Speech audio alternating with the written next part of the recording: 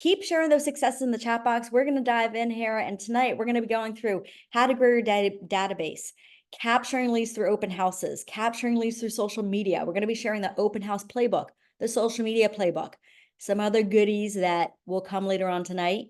And then just in general, how to capture more business through more leads. Okay. So we're literally going through 5 topics in one night. So if you're looking at the student material you get, it's 5 topics we condensed down into one night to give you kind of the meat of it. Okay, so no salad, no appetizers. Let's dive into the meat. Here's the thing, your database is your business. Your database is your business. Building up the number of names in it and a relationship with those names is really at the very core of what building a real estate business is all about. Your database is not your database is a system that you're going to use. So we're going to start out with database, and then we're going to move on to all these different ways to capture leads. All right. So I want to ask this. It's going to be a live question. So put in the chat box or raise your digital hand. Why are we starting tonight with talking about database as opposed to talking about leads? Why do you guys think that?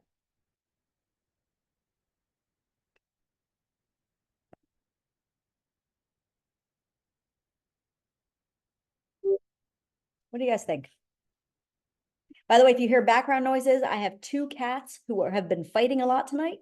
And I have a feeling they're probably going to act up at some point. So I'm just going to kind of throw them treats every so often just to have them be quiet. All right, let's see. Database is your first lead source, SOI. Love that. Database can be your #1 source of leads for low cost. Leads come from your database. Now let's think of a database in a little bit. I love this. Thank you. Keep it going. Let's think of a database in a slightly different way. And that is, let's say I give you a system. We're going to call it command. All right. For those of you who are new to Keller Williams or your guests on here, command is our customer relationship management system. It's our platform, our ecosystem we use for our business. And in there is what's called a contact location, which, by the way, this Thursday, technology night, we're going to be tying all this together with command.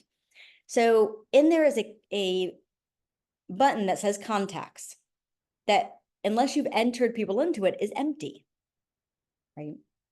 So your database is a technology system that you put people into to be able to not lose them. It's just simple as that. Right? All right. Let's see what other people say here. Does anyone know how to get leads from Burberry? Okay. So certain questions in here, if some other people know the answers, answer them. If not, I will be coming back to the chat box to get through some of these questions I see people asking in just a little bit. So your database is defined as a container that holds the contact information for your leads and contacts. Now, let's define those 2 things, leads and contacts, okay? A lead, right, is a person that expressed interest in a service you offer, from social media, marketing platform, website, whatever it is. A person who, like, I run Facebook ads. So a person who clicked on it and all of a sudden came over, so now I have a name, a phone number, and possibly an email address, but I haven't talked to them. That's a lead. A contact are people you have a relationship with, meaning they know you, you know them, you have permission to engage with them. Doesn't mean they have a real estate need today, right? So for example, your sphere of influence are all contacts. You have a relationship with them. The Facebook lead that just came into me, I haven't talked to them yet, so they're a lead. Now, when I talk to them, right? So when you talk to this person, they turn into a contact, because even if you have like a 5-minute conversation, that's a mini relationship you just built, right? So now you can turn them into a contact. So your database is made up of leads and contacts. So you've seen this before. You're going to see it probably in almost every single night of Ignite, if not more. And it's the flow. This is the flow of how the database defines itself, right? So you have the top portion, which is lead capture. Lead capture is done through prospecting marketing. And a few slides from now, we're actually going to have slides where I'm going to ask you to take your phones out and take pictures of them. They are also in the student workbook, but if you just want a nice, easy cheat sheet, you can take pictures. Because in our business, we are prospecting based, marketing enhanced. So our focus is prospecting, talking to people, and then marketing enhanced to enhance that relationship and stay top of mind with people. So what we do is we prospect and we capture a lead. We get a person. So let's say, somebody in the chat box earlier said they lined up 3 open houses. Love that. So when that individual hosts an open house, they're all 3 this weekend, they're going to have a sign-in sheet. I really hope they have a sign-in sheet. If you don't have a sign-in sheet, please don't host an open house. It's pointless. So they have a sign-in sheet. People come in, they put their name, their number, and their email address. By the way, we're not the open house category, but I am talking about this right now, so I need to say it. The real reason people are putting their name, number, and email address is not, yes, as agents, is for us to have business. It's potential sellers, potential buyers. We'll talk about that later during open house time. But it's actually also for safety purposes, right? If you own a house, right? So out of 150 of you on here, somebody probably owns a house. I'm guessing, right? Somebody owns a house. If you had 30 people walking through your house, 20 people, 10 people walking through your house who are strangers and you're not home, and something breaks or something gets spilled or something gets stained, would you like to have a list of who was through your house? Okay. So the actual sign-in was created even before agents thought of them as leads. Sorry, little side note, but it was in my head. I want to say it.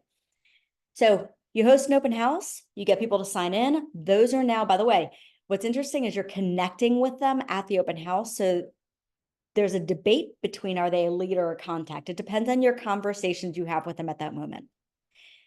So you have, let's say, 20 people between all 3 open houses. You put them in your system, meaning command. So now you capture them, so they're number 1. And then you reach out to them within 24 hours, no later, to get into a relationship with them and find out what their needs and wants are. So now they're captured, meaning they're in the middle portion of this bucket. Okay. And then based on your conversation, you're either moving them through to set an appointment or you're cultivating them for a future. Cultivating and nurturing. Hi, honey. Oop, keep yourself on mute, please. So cultivating and nurture, we're going to use those words interchangeable. By the way, as we go through this, please ask questions. If you're thinking it, someone else is thinking it. So here's the 4 laws of a database. Number 1, we build it. If you have a system, which by the way, if you're with Keller Williams, you do what's called command, and you have not imported everybody from your phone, which by the way, if you have the command app on your phone, you can literally go to the app, click import, and in 3 minutes, all your people go right into command. If you're like, well, I have like the pizza place in there and I have my sushi shop and I have people I don't know. Don't worry about that.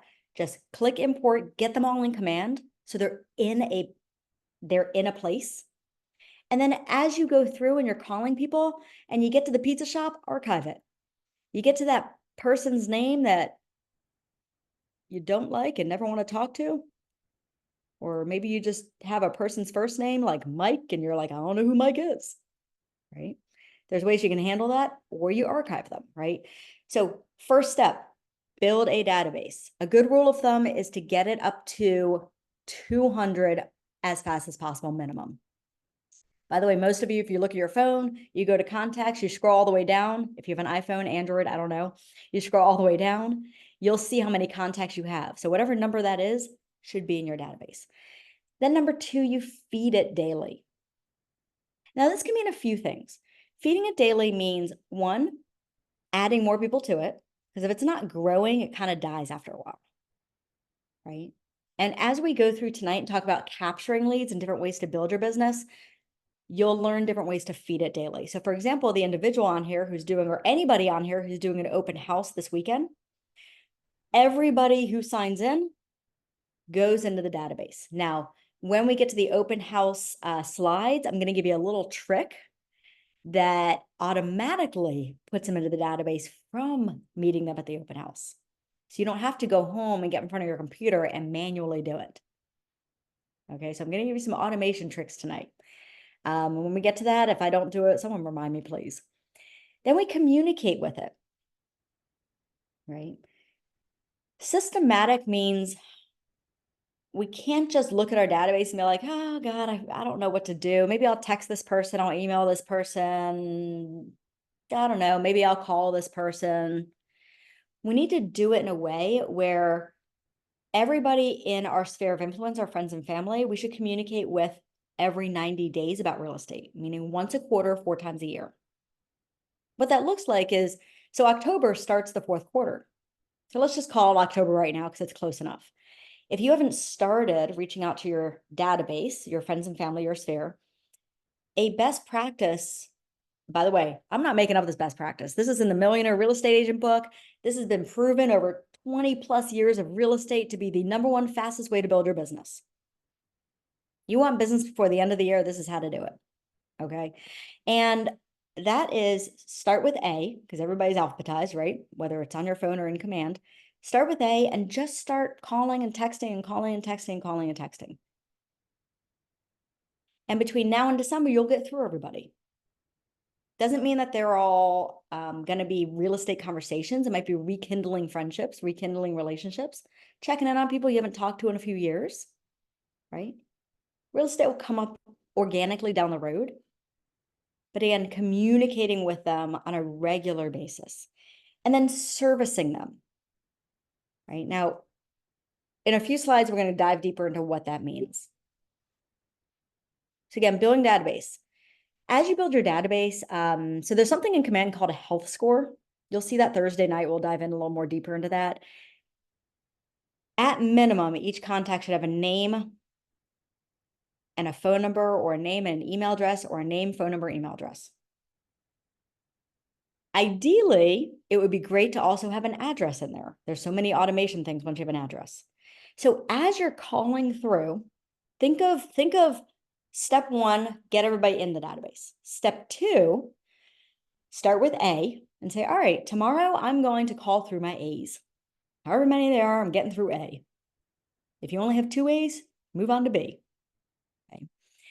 And as you're calling through them, you're 1, reconnecting, 2, building strong relationships, 3, letting some of them know you're in real estate, making sure they know you're in real estate, and then finally, finding out what pieces of information you're missing. And that can be done by simply saying, by the way, if I call your name, you don't have to come off a mute. I'm just using your name as an example because you happen to be a box on my screen right now. So it just makes it easier for me to think of names, all right? So if I'm going through and I'm looking at my database and all of a sudden I come across Sarah's name, I'm going to, by the way, it's probably like a bunch of Sarahs on here. I have no idea. And let's say I have Sarah's name and phone number and nothing else, right? Maybe Sarah's someone I worked with like, I don't know, 10 years ago at a company.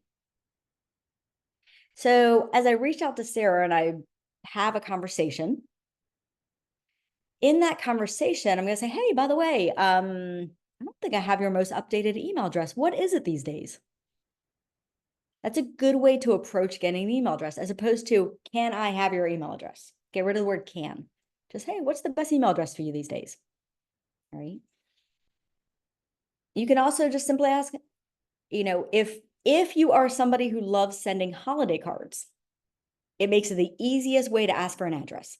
If you do not send holiday cards, do not do this, because they will remember you asked. And if you don't send a holiday card, they will actually be like, you never sent me a holiday card. I know that because I did that. So I asked everybody for their address, letting them know I was sending holiday cards, and I never sent them. So a great way to ask for their address is simply saying, hey, update my information before the holidays come to make sure I have the right address to send out my holiday cards. What's your address these days? Everybody wants to receive a holiday card. They're going to give you their address, right? So there's so many easy ways to add to the healthiness of your database. I'm going to give you another trick. And this I can't take credit for. Another agent did this and I thought it was brilliant. She did, I want to say it was like 10 or 15 per day. She went to Facebook and she had Facebook up and her database. What does everybody have on their Facebook account? that we can celebrate? Birthdays. I saw someone mouth it. Yes, birthdays, exactly. So instead of calling and asking someone for what their birthday is, you can actually go to Facebook and stalk them. Yes, I said that word. All right. YouTube's probably not going to like that. So you can go to Facebook, look them up on Facebook, friend them if they're not friends, and then add in their birthday. So this agent actually took her database, which by the way was like 700 plus people, and it took her about 4 or 5 months. It wasn't overnight. She did some every day. And she just went through and started adding birthdays because there's an automated birthday plan in the system where you can put everybody on it and it will automatically text and remind them it's their birthday. And it looks like it's coming from you. So it's an automatic touch point.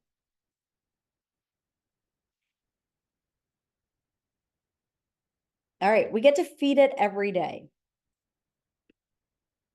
Now, again, we talked a little bit about this already, but it's as long as we are being prospecting based, meaning we are actively seeking out conversations with new people on a regular basis, whether in public, whether through the phone, open houses, door knocking, whatever it is you like to do.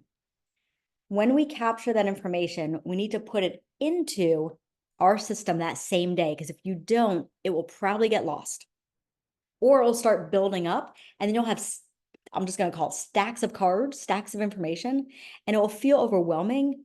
So you'll never do it. So best practice is to just each day set aside time at the end of the day to add people that you've met to your database. So there was an agent recently who she's part of a running group and she met 2 new people while running. And they connected, they exchanged information so they can actually go running together on weekends. So when she got home, she added them to her database. Right? That's what's called feeding it every day. We talked about the sphere a lot last week, so I'm not going to go in too much detail. If you're new to Ignite and you're just tuning in, last week's session on September 11th was primarily talking about your sphere of influence, which again is your friends, your family. This is your repeat business. This is also the absolute fastest way to build a business. And you notice here it says referrals.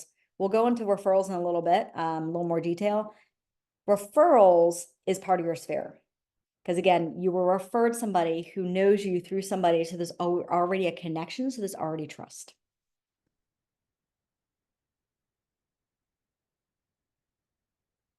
Getting testimonials and reviews through your activities. Right? Being able to ask people, let me actually ask this question. When is the best time to ask? So you all have a buyer or seller right now. When do you think, so live question, raise your hand or put it in the chat box. When do you think is the best time to ask for a testimonial, a review? Oh, I love that, Lisa. When they are happy, after closing, right after they close, right after offers accepted, right? So all those are correct. When they are happy. So when's a client happy? They are happy when all of a sudden they go under contract. They're ecstatic. By the way, not everything closes, so capture them then. Capture it right then, right when you go under contract.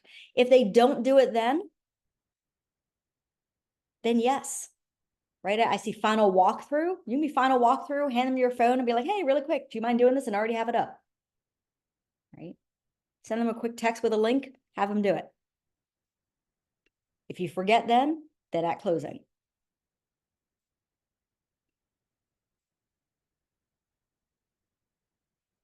All right, so to succeed at a high level in real estate, you must commit to frequent contact with a database with the intent of building close relationships. You probably heard that word so many times now from the first night of Ignite to now. If you haven't, trust me, you will throughout and throughout your entire real estate career. We're in the business of building relationships. We're not in the business of, we're not in a transaction business.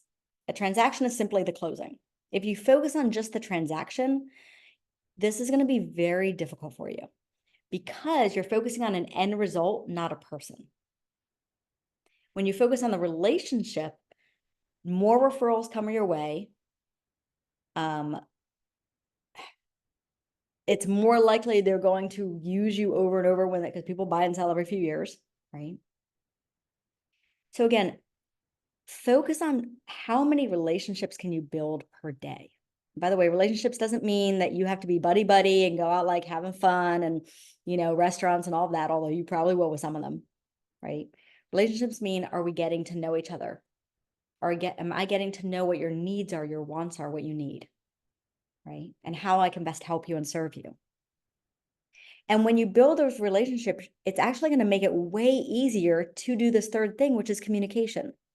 When you have relationships with people and you know what they want and you learn about who they are and do they have pets? Do they love to cook? Do they want a new house because they're tired of renting because their space is so small and they can't entertain, right? Now it makes it way easier to communicate based on their interests and their passions, as opposed to if it's just transactional. Now the conversation simply sounds like, hey, Angie, just following up. I know you wanted to get that house that's bigger, with the kitchen. There's no meaning behind that. There's no value behind that. It doesn't tie into anything that she actually said she wants or needs, right? Also, in building relationship and communicating, what it allows us to do is actually segment our database. So there's a way we call them tags. We're not going to teach you about tags tonight, but Thursday night, we'll go over that. You can tag people based on different passions they have, different interests, right? So if someone's military, if someone's an investor, if they love golfing, if they're dog lovers, right? If they're a referral from somebody, or I'm going to add to that, if they are friends who love giving you referrals. I call them raving fans. So I have a tag that's literally called raving fans. A raving fan is someone who you can turn to probably once a quarter. Ask them who they know, and they're your raving fan, and they're going to help find somebody for you, right? So let me ask this question. Throw it in the chat box or raise your hand. How could this help you? Let's say you actually take the time to put in there a tag or 2 or 3, by the way, that you can have unlimited, right? To segment out the people in your database. And let's say you have 500 people in your database. Oh, I love that. Targeted marketing. Absolutely. Absolutely. Right? You can target. So invite to specific events. Right? If you have people who love, I'm going to use the top one, golf. Okay. I'm not a golfer, but are there golf events all the time? Absolutely. I have a great friend who goes golfing every week. Tells me all about his events, right? So if you know people who love golfing and they're tagged golfing and you hear of an event, maybe one of your touch points is sending them that event, or even better yet, pick up the phone and call them. And this makes it an easier phone call to make. You can call them and say, hey, Samantha, you know what? I just came across a golf event coming up, and I thought of you because I remember you mentioning you love golf. So I just emailed it over to you if it interests you.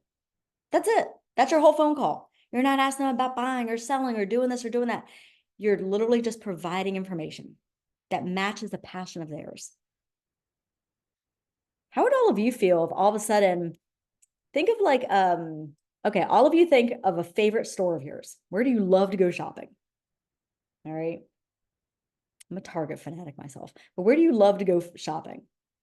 What if that store found out something you're passionate about, and all of a sudden you were getting messages from them, emails from them, communication, instead of constantly getting the 25% off, 25% off, come do this, buy one, get one free, whatever it is. All of a sudden oh, there you go, Sephora. All of a sudden you're getting things from that store about, so I'm a wine enthusiast, all right? Wine and travel, that's my thing. That's me. So if you tag me in your database, put wine and travel next to it, all right? So let's say all of a sudden they send me a wine event. I probably am going to think about that store way more often, and I'm going to talk about them like crazy.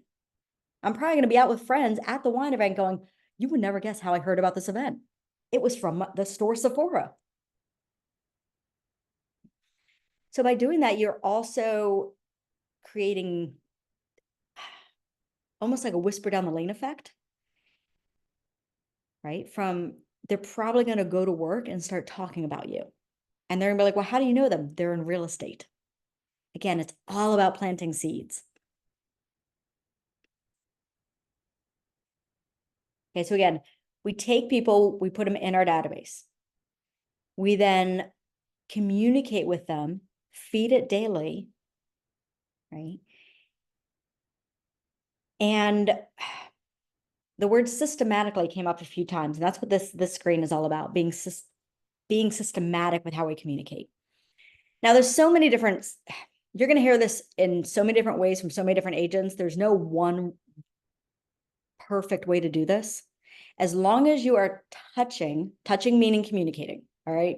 As long as you are communicating with people in your database, especially those contacts, those sphere of influences, people you met in open house, etc., people you have a relationship with or are building a stronger relationship with, as long as you're communicating with them where they are keeping you are staying top of mind through emails, phone calls, inviting them to client events, inviting them to friend and family events, right? As long as every month they are seeing something that reminds them that you're in real estate. That's the trick. So this slide here is called a 36 touch. Okay, 36 touches. Now, a lot of people are like, oh my God, that's a lot. But let's think about it. Let's think about touches for a minute, right? So let's break this down. So everybody has a birthday. So there's one touch. You can probably do a happy holidays. There's another touch. Happy Thanksgiving. There's another touch. Happy New Year. There's another touch. Look, we're already at 4, right? Sending out, this is bi-weekly. I use monthly neighborhood nurture. It's the absolute best smart plan that is in command. It's called monthly neighborhood nurture. So every month they're getting something once a month, showing my face, remind them I'm in real estate. Some people invite them to have one event a year. That's a touch. But by the way, an event is more than one touch because you have calling them to invite them to the event. That's 1. At the event, that's 2. And afterwards, thanking them for attending or calling to say, we missed seeing you there. That's 3. See how easy it is to get to 36? Right? How fast you can. So an activity I really recommend doing, number 1, if you don't have your database built first, that's your activity for this week. That right there is the most number 1. Stop everything, do that. By Sunday at the latest. Takes 3 minutes. 3 minutes. Okay. If you get stuck, reach out to somebody on your leadership team. Guarantee you somebody can help you. Once you have that, or if you're on here like I already have that, now look to see, again, I'm going to use command as the example, smart plan, and say, all right, how do I want to communicate with them? What are my touch points? You can take a screenshot of this and be like, let me just copy this and do this as opposed to reinventing the wheel. All right, I'm going to pause here for just a second. This is usually where some questions pop up. And by the way, if you're on here and you already have some touch points created, share them in the chat box, right? This is how we learn. It's not just from these slides, but from each other, right? Oh, I love that, Anne. You always send your friends the Sephora sales. Anne, I'm your friend. I don't know where Anne is, but I'm your friend. Hi. I love Sephora. All right. What questions might you have? What is the high value touch? Oh, right in the beginning or right in the middle. The high value touch is, it can be one of 2 things, but basically it is communication. You have to talk to them. So to cement it, you have to have voice to voice or face to face, one or the other. So a high value touch with a friend might be, let's go out for coffee. Let's grab lunch. That can get expensive. Let's buy coffee, right? Or it's picking up the phone and calling somebody to just dive deeper into how they're doing, what's going on in their life, right? So again, that high value is that one-on-one approach. Absolutely. Churches, clubs you belong to, right? By the way, business comes from everywhere. It literally is everywhere. Unless you stayed in your house all day today and didn't see one single soul, everybody on here who saw one person today, guess what? That one person might either have a real estate need in the next year or know somebody that does.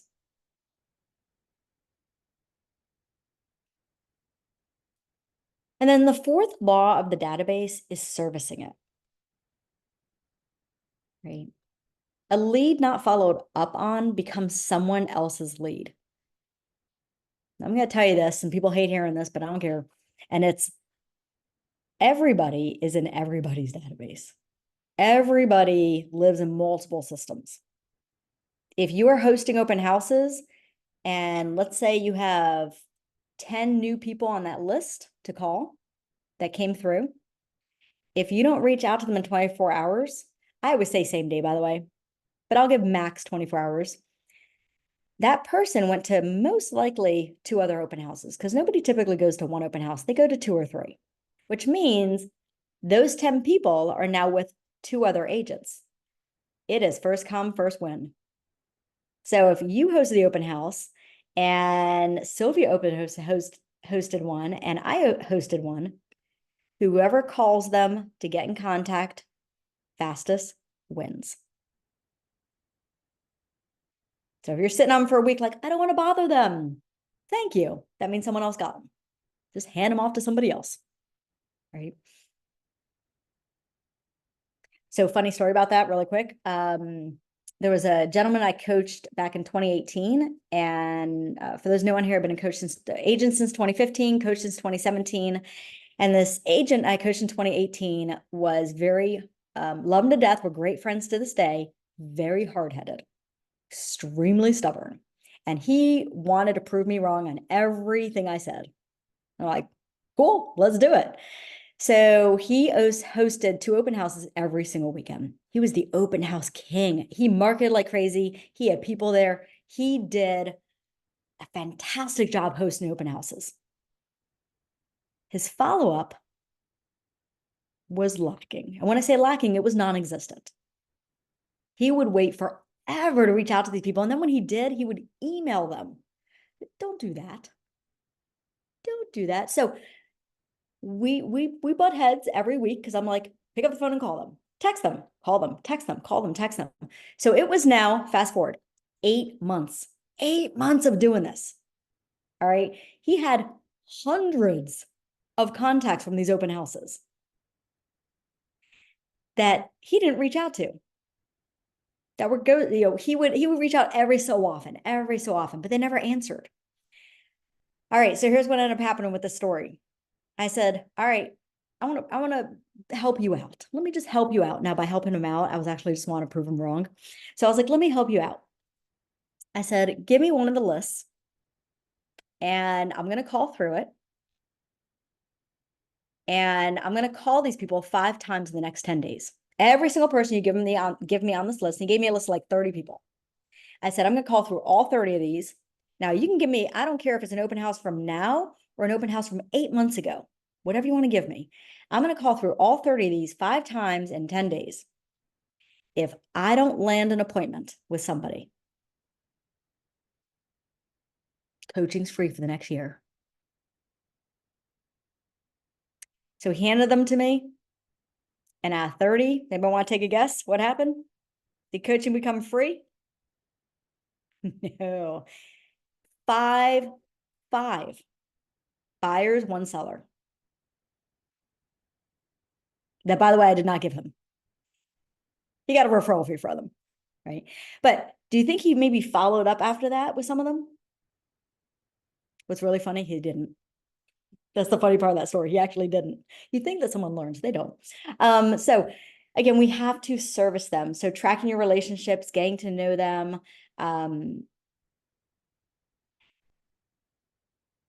be their source of value, right? I'm going to add this to it. Servicing doesn't always mean transactional. Servicing also means, what else do they need, right? Do they need a landscaper? Do they need I need a plumber recently because my sink drain broke, right? What do they need? Let them know that you're a resource for them. So again, we have the 4 laws: build it, feed it, communicate, service. This should be like big and large, just hanging up in front of you daily. This right here is your business, period. If you want closings every month, if you have a job, you're looking to make a certain amount of money and be able to quit, this right here is the only thing that's going to allow you to do that.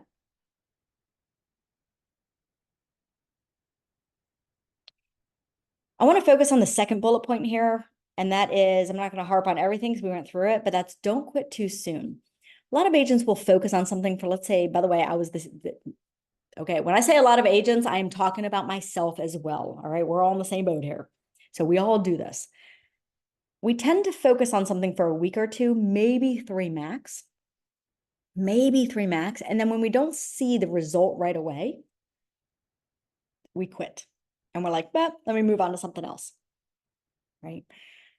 Unfortunately, what ends up happening is we start over every 2 to 3 weeks now. And by starting over every 2 to 3 weeks with something new, we're not actually gaining any traction. So that's actually why we don't see the success. We have to get comfortable with the boredom of routine, right? So I have a saying in my office, and it's stay the course. Stay the course. If you stay the course, meaning focusing on the activities you need to do weekly on a consistent basis, as painful sometimes as they are, as frustrating as some days get, the results will happen. So true story. Agent's name was Steve, is Steve, he's still an agent, is Steve. So Steve was making calls, and he kept wanting to switch gears. He kept wanting to focus on other things, switch lead sources, things don't work, let me do this, let me do that. So I sat him down and said, Steve, give me 60 days. Not even that, give me 30 days. 30 days. We can do anything for 30 days. There's something called Whole30 out there. We can do anything for 30 days, okay, as human beings. So I said, Steve, give me 30 days, and every day, do this one activity. By the way, this lead generation. Do this one activity, feed your database, communicate with it regularly, add to it, right? And if you consistently do this after 30 days, it will pop. Just wait, it's going to pop. So he was doing it. It wasn't until literally the last week of those 30 days. It was actually the last part of the last week of those 30 days. He comes in my office and he's like, I don't understand what's happening. And I'm like, what? He's like, I have 3 buyers and 2 sellers. Like I have 3 buyer appointments and 2 listing appointments, but I don't know where they came from. And we looked at them, and they were actually from people he talked to or attempted talking to, right? And just kept following up with from the beginning of that month. So he was focused on the right activity, stayed the course, and it came up. I see a hand up. Oh, yes. Hi, I'm April Handy. Hi. Um, I just wanted to know, like, as far as like lead generation and following up with contacts within your database.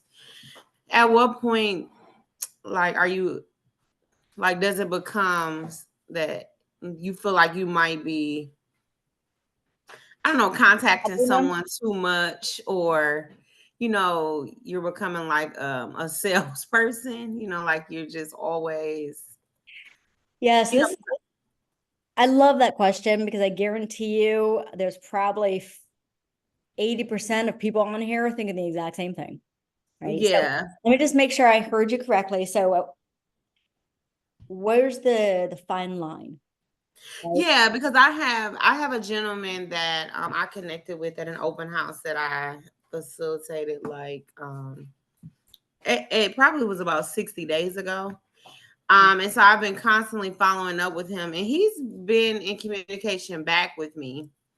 Mhm. But I'm just like, should I just kind of So, fall back a bit, or all right, number one, don't fall back.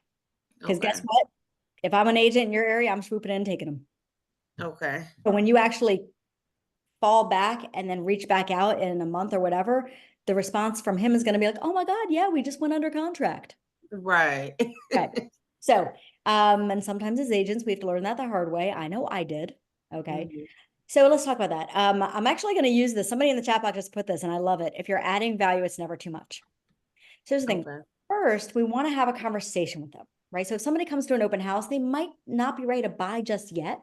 We need to build a relationship. And what that sounds like is, what are they looking for? What's important to them? Why is that important to them? Who's all involved in the move? Are they currently renting or owning? Do they have to sell if they currently own? Now it turns into a listing appointment, by the way.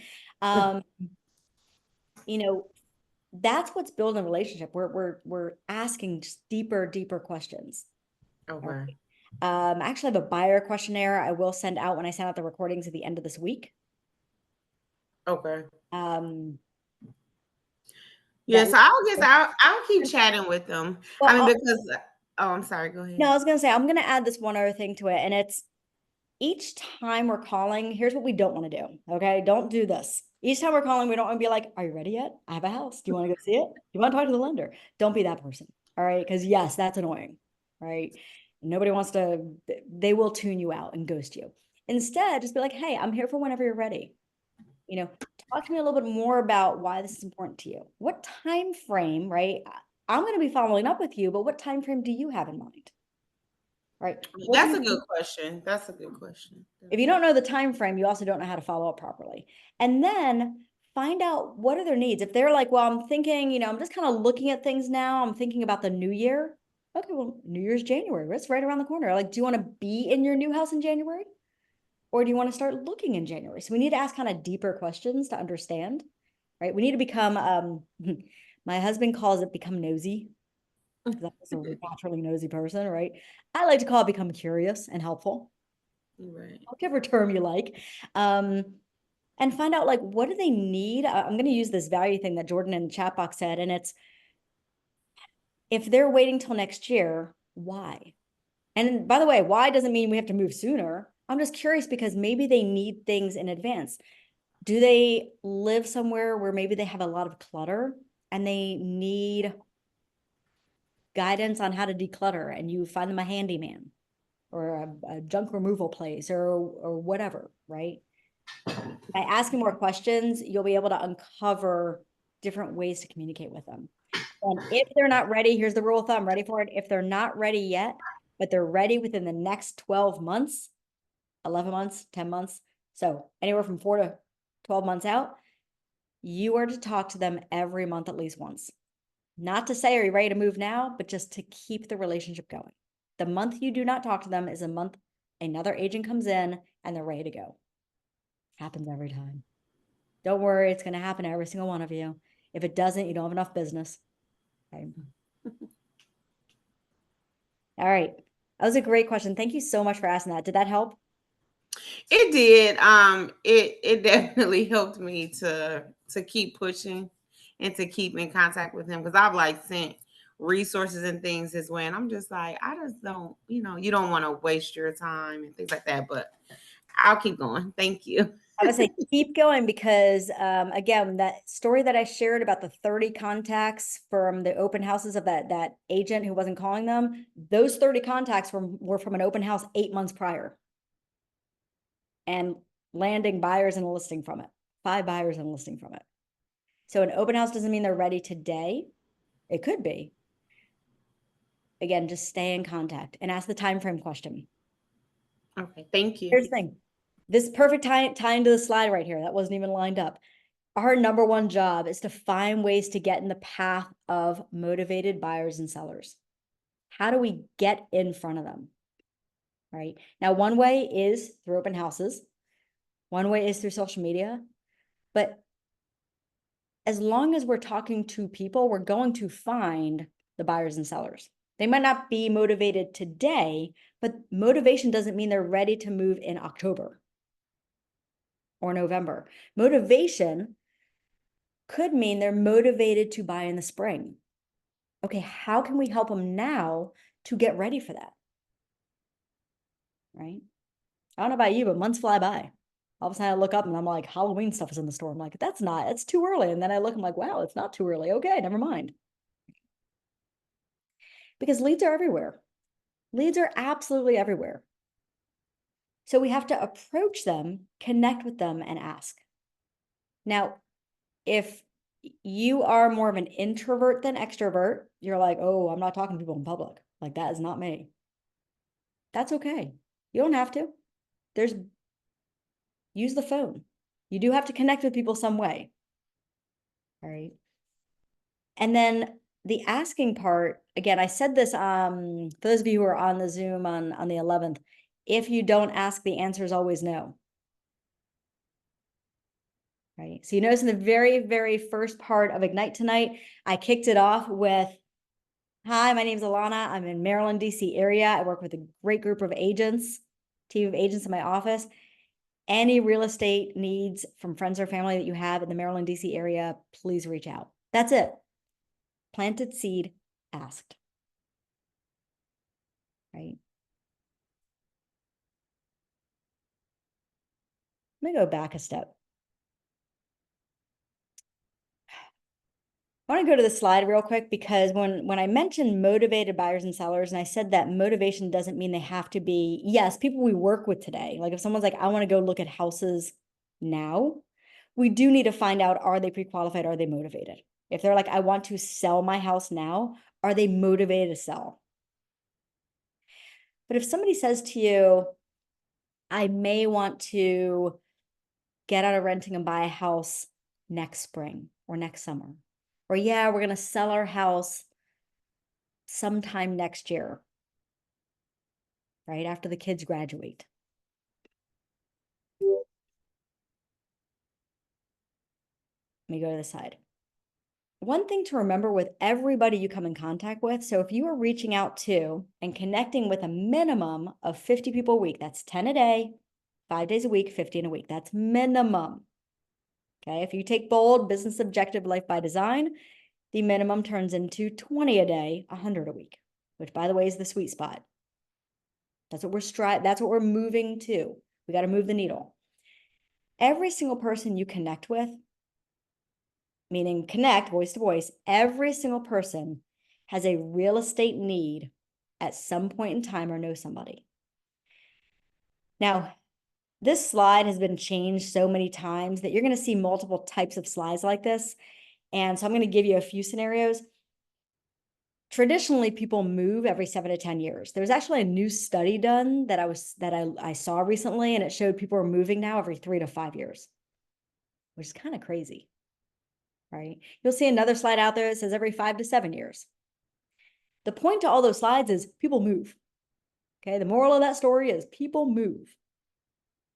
So as agents, if we are, you know what, let's call ourselves relationship builders. As relationship builders and connectors, if we're constantly just looking for that needle in the haystack, right? So right now, there's 150 people on this Zoom.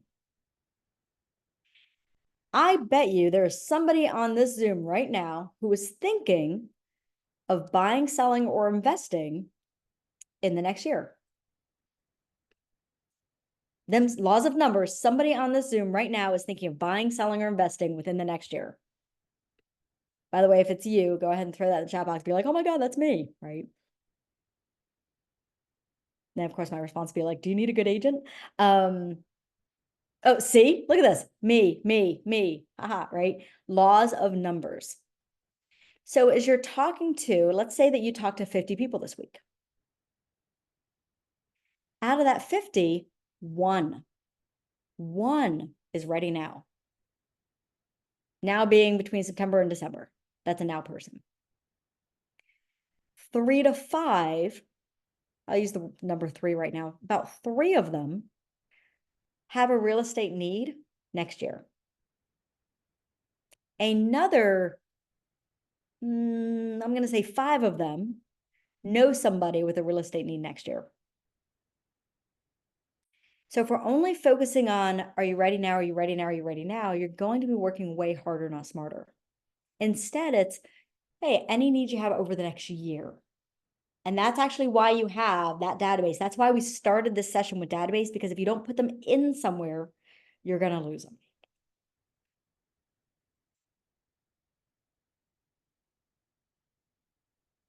Oh, I love it. Wow. There's a lot of people who have real estate needs within the next year. See, laws of numbers always happens. All right. Remember I said, take your phone out, take a picture.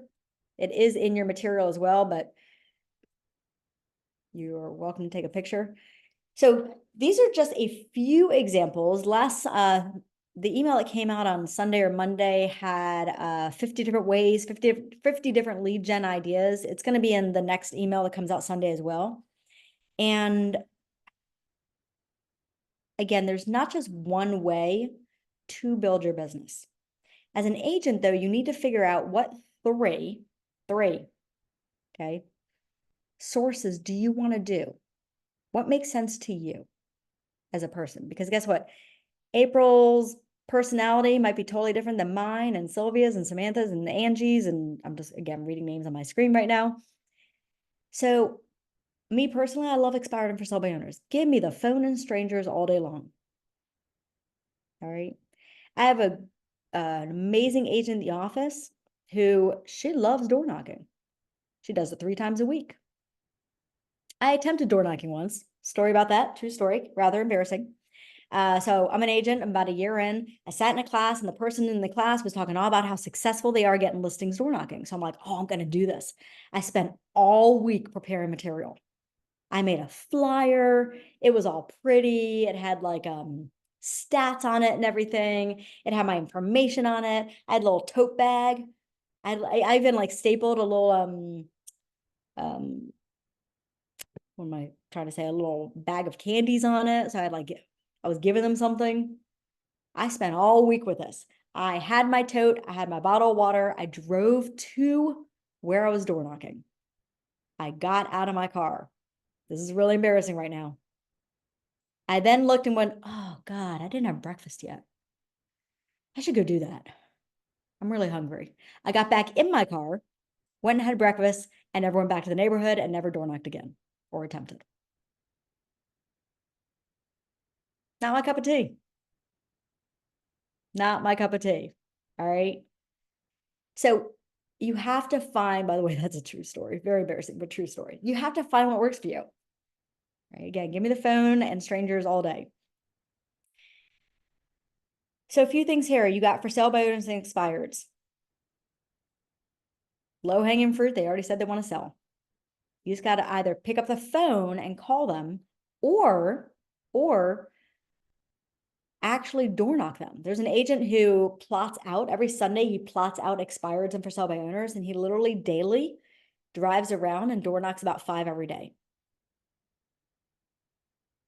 And if they're not home, he leaves something in their door. Circle prospecting is literally choosing a neighborhood and calling around that neighborhood. If you've heard of farming, farming is choosing a neighborhood and planting seeds in it over a year time frame to kind of harvest the crop, as we like to say, so meaning becoming a household name.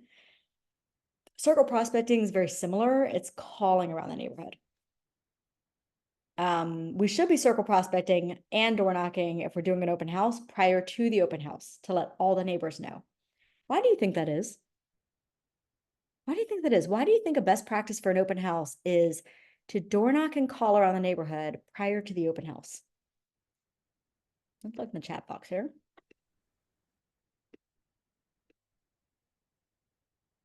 Nosy neighbors. What do you think a nosy neighbor might be? They may have buyers. Yep. They know people. They have friends. Love that.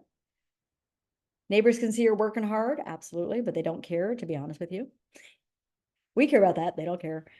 Get a buzz. They might be in the market themselves, you know, like they. Yep. They're a seller.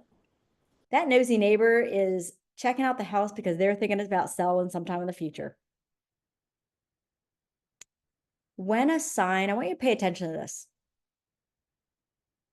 It's a little less now than as the new year, as we get into the new year, but I want you to watch, like as you're driving through wherever you live, tomorrow, if you're driving around over the weekend, you're driving around, I want you to pay attention. Do you see, when you see a new for sale sign go up in a yard, pay attention, like make a note of that and pay attention to that neighborhood over the next 90 days, max 90 days.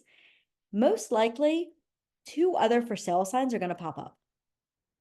Because what happens is when a for sale sign goes up, there's somebody sitting at home in that neighborhood and they're driving home from work and they're sitting at the dinner table with their family, whatever, the significant other, and they're like, hey, did you see that house right down the block? Just put a for sale sign up.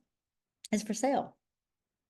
And then their significant others be like, yeah, I noticed that. Oh, let's look it up and see what it's, nosy. Let's look it up and see what it's selling for. Oh, wow. Okay, that's a good, wow. I wonder if we can get that price. By the way, this is the conversation that's happened at the dinner table. Next thing you know, that dinner table conversation goes, well, we've been thinking about it for a while. Is now the time? Should we do that next year? So it goes from somebody seeing a sign in the yard to all of a sudden 90 days later, they call an agent and there's a sign in that yard. The neighborhoods where you see the same agent as 2 or 3 of those same signs are either 1, the agent who is farming and knows that area really well and is known in that area, or 2, that agent has called and circle prospect and door knocked the living daylights out of that neighborhood. I'm not going to read through every single one of these, but if you have any questions on them, please throw them in the chat box. Okay. So again, we are prospecting based. So this is how you connect with people. You're like, where do I find people besides my phone? You can connect with people through neighborhoods, through charity work, through volunteer, through just joining organizations. A friend of mine just took up salsa lessons.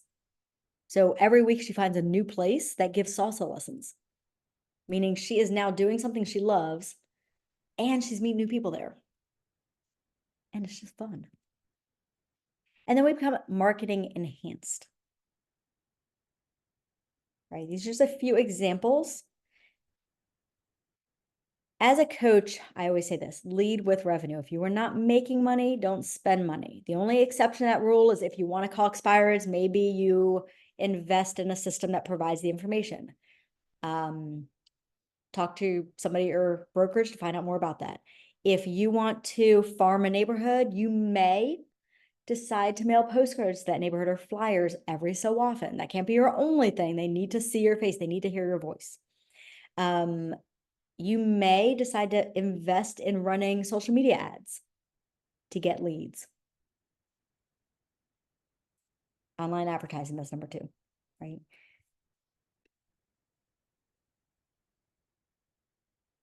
And then there's both, right? So farming is both. Farming is both prospecting and marketing. You have to have both. You're connecting with people, but you're doing it in a way where you're marketing to them every single month to become that household name, right? Open houses, you're marketing that open house, but the prospecting is people are walking through that open house and you're also letting all the neighbors know, so you're talking to them. By the way, seminars could be home buying seminars, seller seminars, building wealth seminars. If you have a big investment population where you live, that's a great seminar to hold, by the way. Wealth building seminars. Again, so these are just to name a few.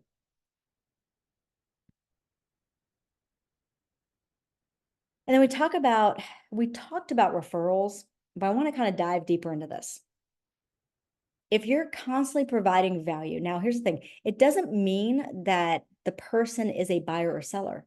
You may be providing value to somebody who's just a friend of yours, right? Or just somebody who you've met who maybe it's actually a for sale by owner who's not ready to hire an agent, but you're providing value through those flyers I used to send to for sale by owners on how to prep your house, how to show it properly, how to enhance your yard, right?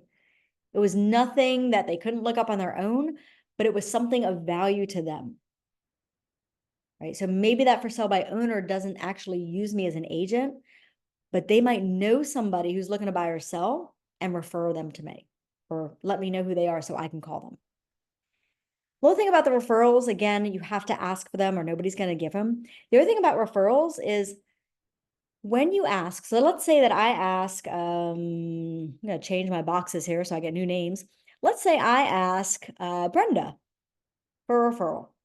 And Brenda goes and she's like, oh my God, yeah, you know what? I think my coworker Barry is looking to do something. I'm not sure. I overheard him saying something. You know what? I'll pass your information along to Barry. Let me ask everybody on here. So that's great. We thank Brenda. Thank you, Brenda, right? Yes, pass my information on to Barry. But what else do we need? What do we need to capture? What should we be asking them? Yes, there we go. Get Barry's info. Ask for their info. You need to actually ask for their info because at the end of the day, people are not picking up the phone and calling us. Even if they actually do need a real estate agent, they typically do not pick up the phone and call, not because they don't want to talk to you. It's because as human beings, we get busy. So what happens is Brenda goes, and let's say it's 11 a.m. She gives Barry my information. Oh my God, Barry, I overheard you need real estate, looking to do something in real estate. You got to call Alana. She's awesome. Well, it's 11 a.m. Barry's at work until 6 p.m. that night. He's had lunch, he's talked to the boss, he's got yelled at by somebody. It was a whole day that happened. He then gets home at 6 o'clock, he's exhausted. He now has dinner. After dinner, he's watching a movie, or maybe he's with the family, maybe he's out with the dog. I don't know. Now it's 10 o'clock, Barry's in bed. Barry is not thinking about this random name and phone number that Brenda just handed him at 11 a.m. that morning. So Barry forgets that he was given information. Even if he needs it, he forgets it. That is actually why we need the information. So I'm gonna say, wow, thank you so much, Brenda. I love that. I definitely want to help Barry if I can. And by the way, what is his information? I won't call him until tomorrow, so you have time to let him know, like who I am. But what's Barry's number? What's Barry's last name? Anything I need to know about Barry? Now, Brenda might say something like, oh, God, I don't feel comfortable giving that out. Let me get him your information and see if I can give him yours. Fantastic. Definitely give Barry my information, give him my cell phone number. And is it cool if I just text you tomorrow and just get his information from you? Just follow up. She's going to say yes. And then you're going to follow up. Like I'm going to follow up with Brenda tomorrow and be like, all right, following up. Any chance I can connect with Barry or get his information? Is he cool with that? If you don't ask, you will not get. Okay. Number 4 is a lost art. It is a lost art. We are so tech heavy these days. Technology, technology, technology. There's an agent in Virginia. He's also a certified trainer. He's actually going to be one of your trainers coming up in a few weeks. His name is Jeff. Fantastic guy in Virginia. And Jeff does something more than any other agent I have ever met in my almost 10 years in the business. And he takes handwritten note cards to a whole nother level. The first time I ever met Jeff was at an event in Vegas. Big Keller Williams event in Vegas last February. And we met maybe for 5 minutes. Maybe. Right? All I did was give him, like, we exchanged phone numbers as agents. Next thing I know, literally a week later, not a month, not 2 months, a week later, I get a really pretty card in the mail with a, hey, great meeting you in Vegas, blah, blah, blah. It has a business card in there. Love to keep in touch. Then I did a training. Jeff was in the class, got a thank you card for being there and something he learned out of it. Right. Then we connect on something else. He sent me another thank you. I literally have, by the way, I keep his thank you cards in a stack on my desk because on days where you just feel down, those thank you cards just lift me up. I don't even know if I know he's taking part in some of these Zoom classes. I don't even know if he's on here, but he will be teaching you in a few weeks. Do you think if I have anybody who says they have a real estate need in his Virginia area, who is my go-to person? By the way, I know tons of agents in Virginia, tons. Fairfax to be exact. But guess what? I got my number 1 now. He has completely stood apart from any other agent simply because he mails a card. Right? So something you might want to think about, totally up to you. This is your business. I'm not telling you have to do this. Is hop on whatever site you like. I go to Amazon, hop on a site, buy a big box of 100 or more, right? Just buy them in bulk, thank you cards, and go to the post office.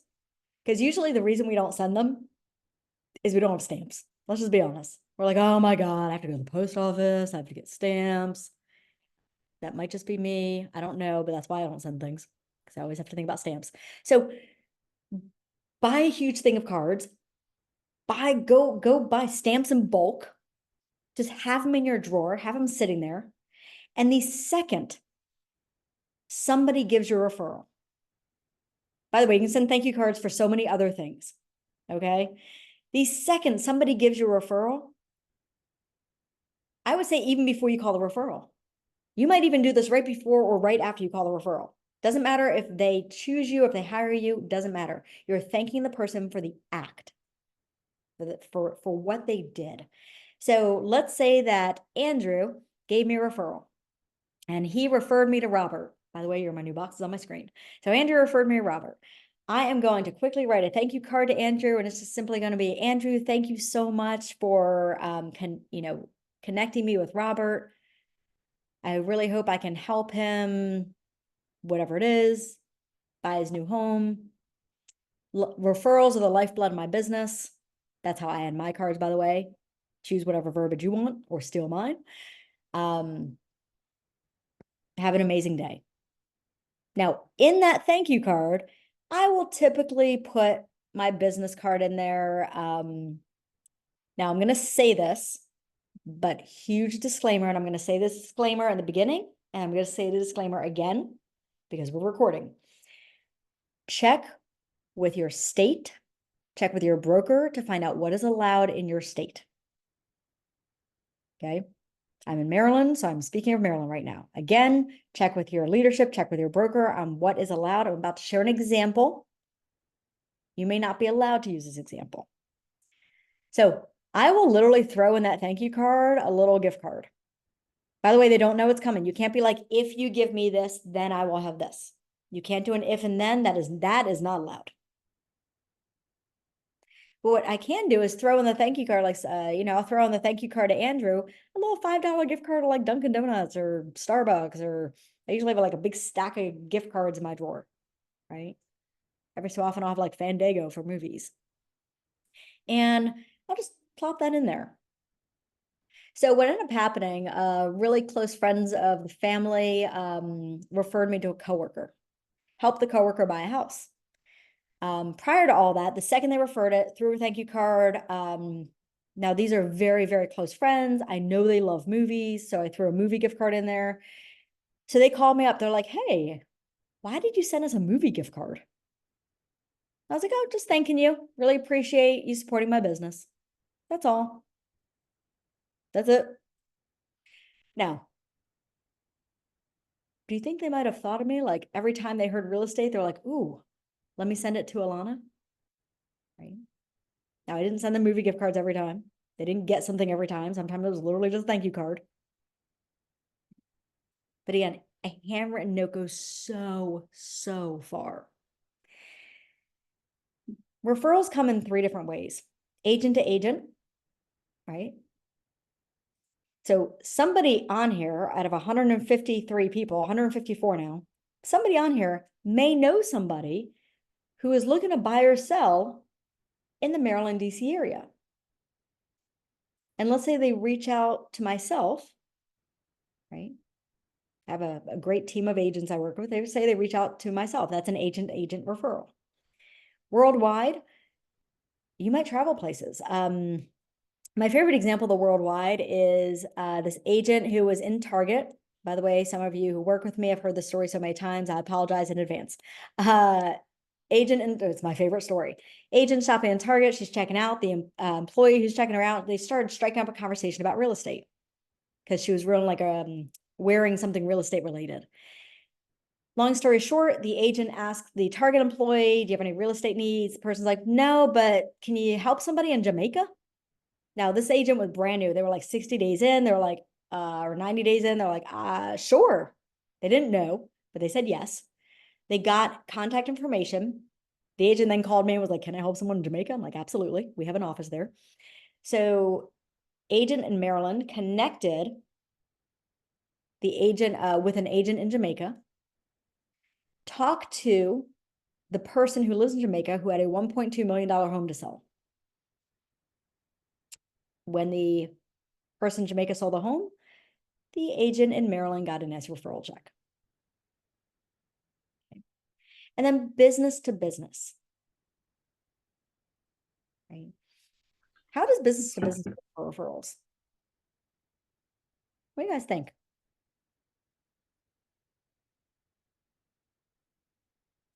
Let me go to the chat box here.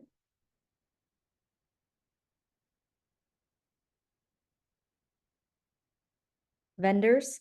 Yeah, so vendors, lenders, absolutely. They know people. So people you know who are in businesses also know people. By the way, they also own houses, so they might be looking to buy or sell, right? But let's say, does anybody on here know somebody who owns their own business? Maybe they're a hairdresser or a today I talked to a freelance project manager. Okay. Now, somebody who owns their business, they're probably trying to grow it and get more clients, right? They need raving fans just as much as you do. So how can you support each other? How can you help each other grow?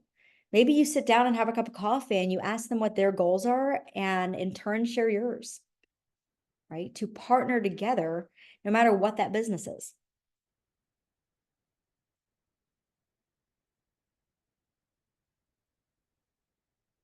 Oh, interesting. I do want to read this. It's interesting in my office, some agents don't want to be on any other agent's friends list on social media feeds. They're insecure, you'll steal clients. Here's the thing. I hear that a lot. That's not, that's, yeah, I hear that very frequently. And, all right, I'm going to say it this way, and I really hope this doesn't come across wrong. And I'm going to apologize in advance if it does. As agents, we need to think in abundance, not scarcity. So that agent is thinking in a scarcity mindset, like, oh my God, somebody else is going to get them. Somebody else is going to get them, right? Everybody is in multiple systems. People are friends of friends of friends. I am sure somebody on here right now has some connection with me in some way, right? 6 degrees, was it six degrees separation from Kevin Bacon? Was that it? Might be aging myself, my Gen X self. So friend agents. The majority of people, actually, I have more agent friends on my social media than I do actual, I don't want to call them real friends, but non-agent friends, I'll call them, right? If that buyer ends up working with somebody on there, or that person ends up working with someone on there, it means you did not stay in touch with the person, you did not connect with them. We didn't do our job as an agent. That's the hard truth. Everyone knows more than one person, and everyone knows more than one agent. Absolutely. By the way, it's not a negative thing. So again, let's talk a few, again, we're going to go down some rabbit holes right now of different ways to capture leads, different ways to find business. One way is, again, geographic farming. Now, many agents,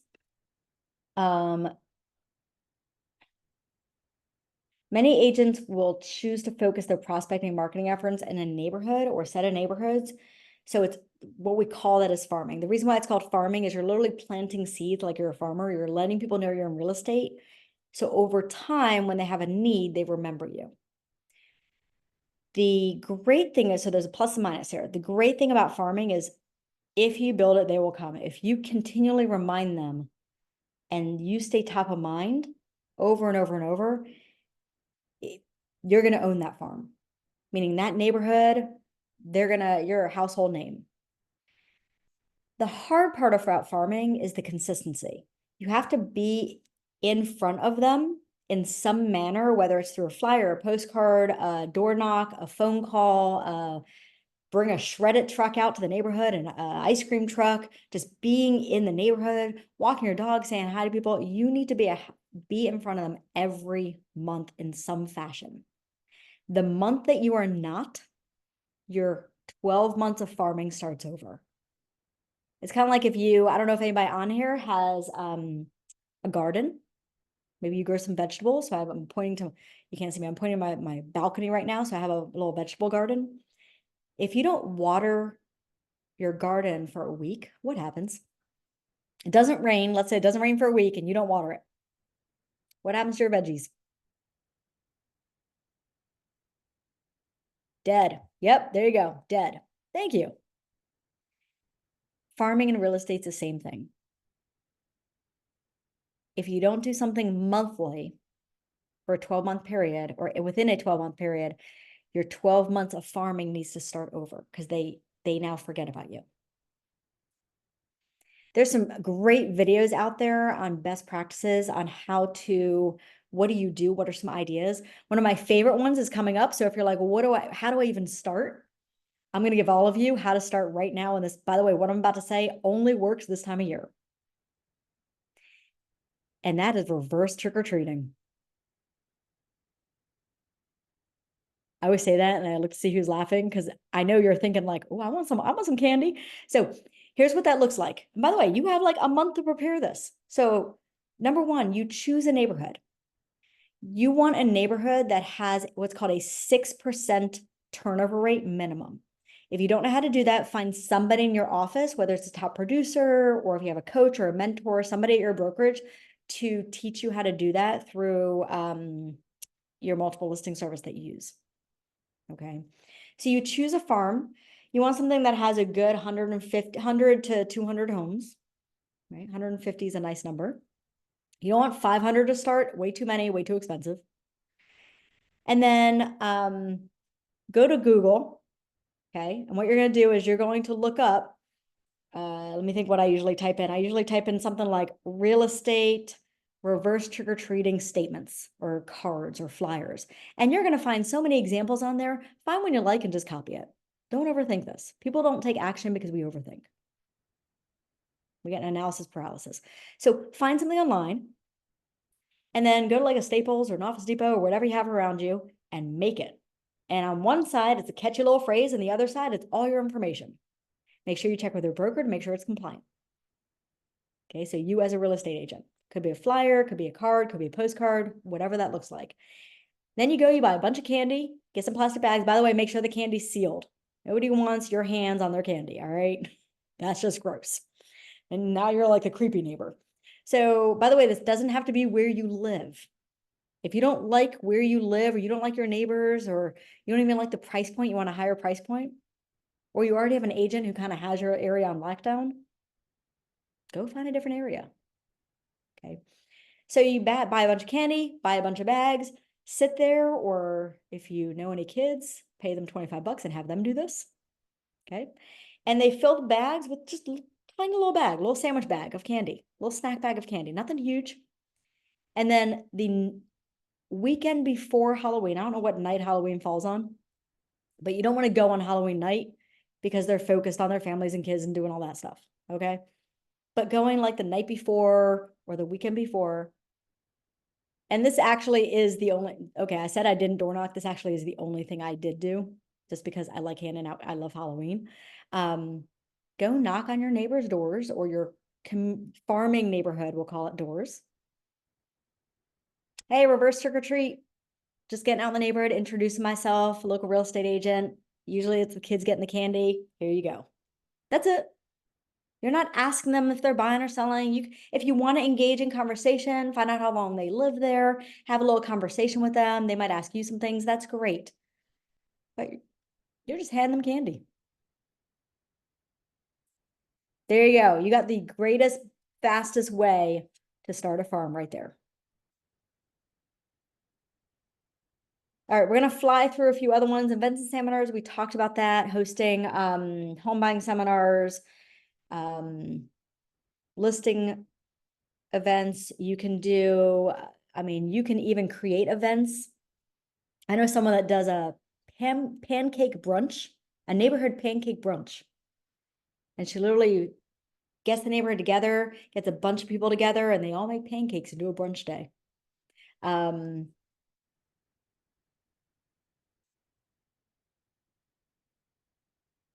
So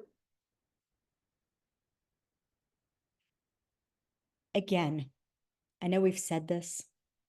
I know I've harped on it. I don't even know how many times now, but I can't say it enough. And that's leads are everywhere.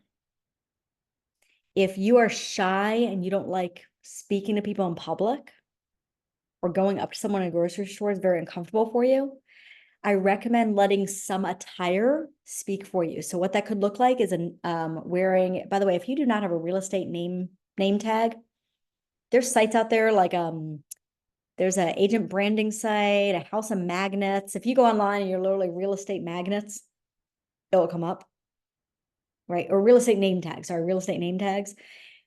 They're really inexpensive. Wear that every day. Wear it to the grocery store, wear it to the gym, wear it everywhere you go.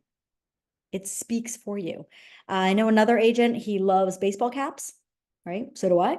So he went on Amazon, just bought a bunch of baseball caps that say something about real estate, right? Me, I like fun shirts. So I have a shirt that says coffee, cocktails, and contracts. Let's talk real estate. That's one of my shirts, right? License to sell is another shirt, Amazon. So again, if you're nervous about talking to people in public about real estate in coffee shops, hair salons, etc., invest in something to wear. I know someone who does yoga and her leggings, her yoga pants, are bright fluorescent the word realtor are all like her whole yoga pants are just the word realtor in all these different colors. You can't miss her at all because they are fluorescent. I think they glow in the dark, not gonna lie.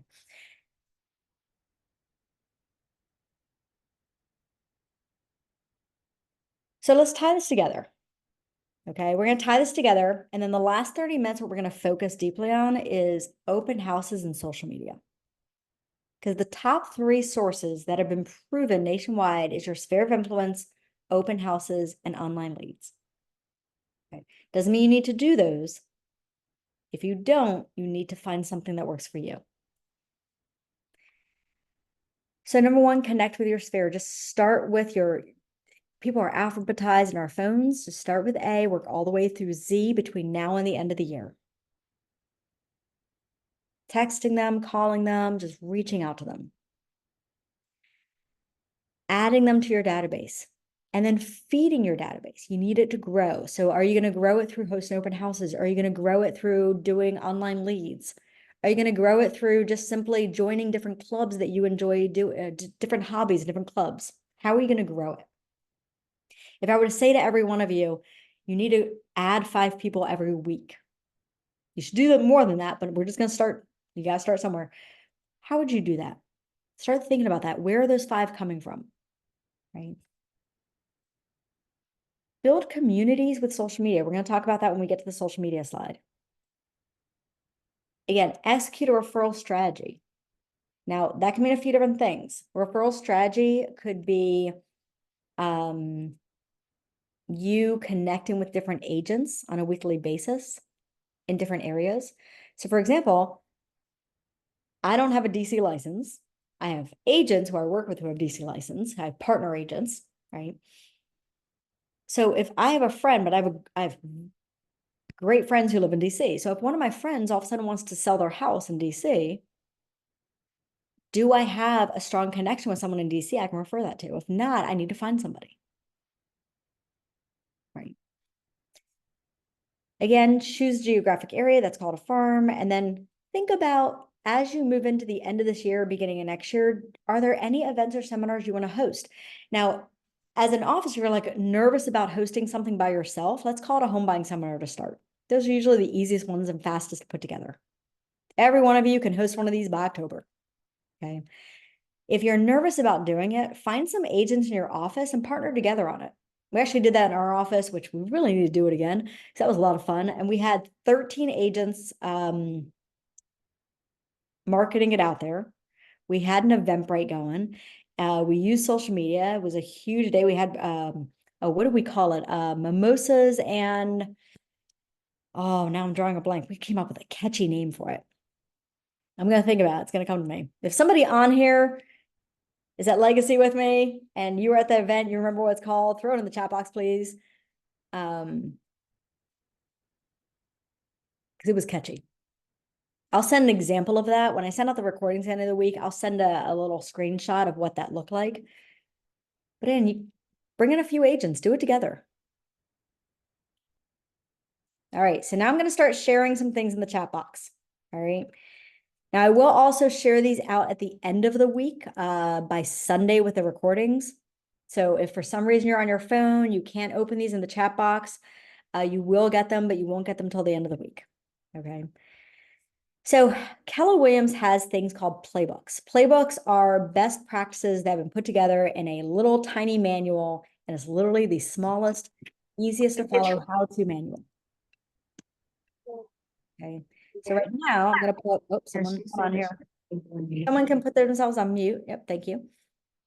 All right. So I just put in the chat box. Ooh, let me send it. There you go. The open house playbook.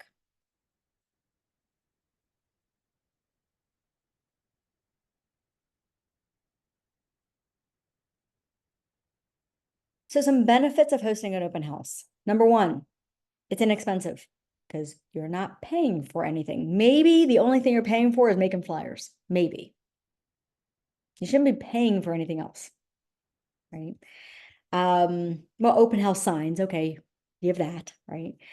It's used as a prospecting tool because we talked about it, right? You're not just having the person who said they're doing 3 open houses this weekend. I recommend plotting out. Number one, definitely look at that playbook. You might not do all of it, but find a few things you can do.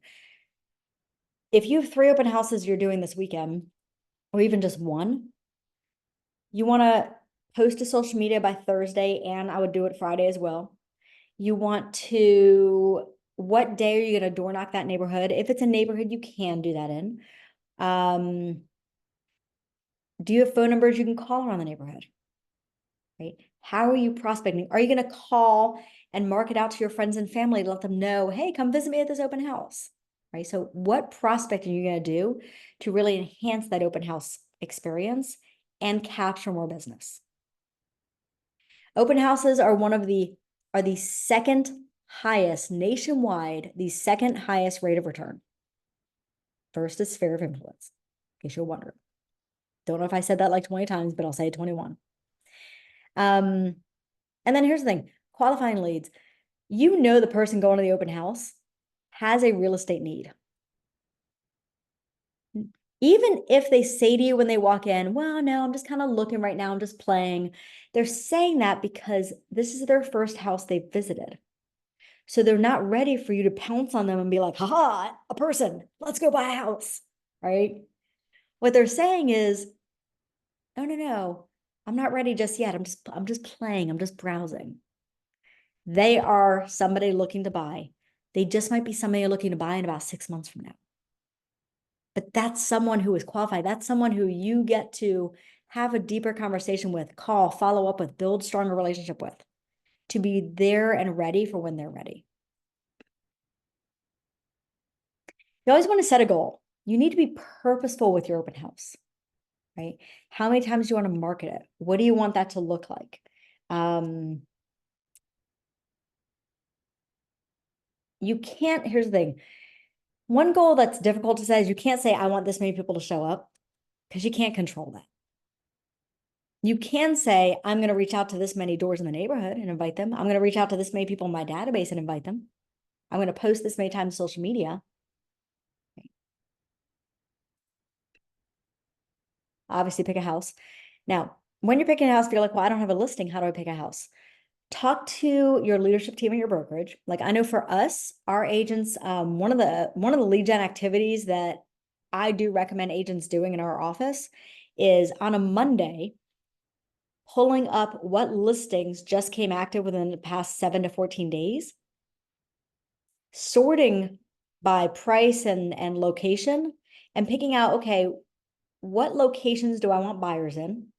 Don't pick something like 2 hours from your house that you're not going to want to keep driving to with buyers. All right. What price point do I like? What locations do I like? And then their lead gen for Monday is actually calling the listing agent at our office. Now you might have to call like 4 or 5 or 6 listing agents for 4 or 5 different open houses, but be like, hey, I'm a fellow agent. So we're at Legacy. Hey, I'm a fellow agent at Legacy. looking, I saw your property there, 123 Cookie Road. Want to see if I can do an open house for you this weekend. Even if that agent says no, now that agent has made a connection with another agent for maybe a future one. After a few phone calls, you'll line up an open house. Prepare and practice. Don't just go into the open house and say, all right, I've never done an open house. I haven't even read through the open house playbook. I don't know what to say, but I'm just going to show up and hope it all works out. Right? Get together with someone in the office. Find somebody in the office find another agent, talk to another agent, or use Ignite and in the chat box, be like, hey, I'm hosting an open house. Has anybody done them? I'd love to connect. Share information in the chat box. Help. Keller Williams is awesome because we are literally a nationwide team, if you really think about it.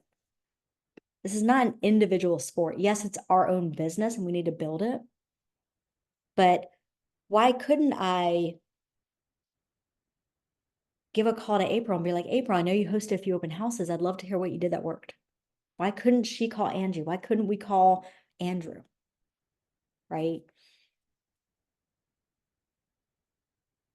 Now, if you're hosting it for another agent, they're probably going to give you the time that it's going to be set for. If it's your own, pick when you want to do it. There is an agent at our office who, no lie, he was challenged recently with 50 open houses in 50 days. 50 in 50.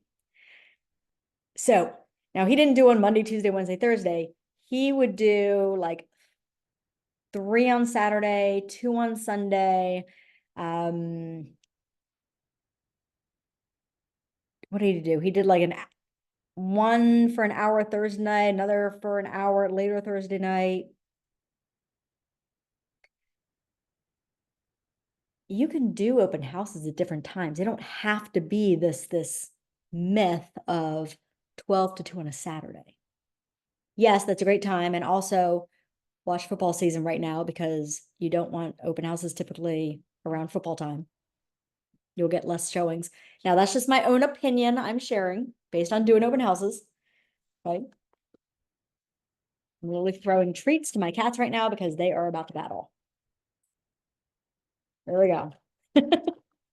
Toss treats on the floor. Know the market. Now, here's the thing, you don't need to know everything about the market, but if you're doing an open house, you want to know that area a little bit. What's around? Are there parks? Is there restaurants? Are things in walking distance? Right? Are there things that have recently sold on that street really, really fast?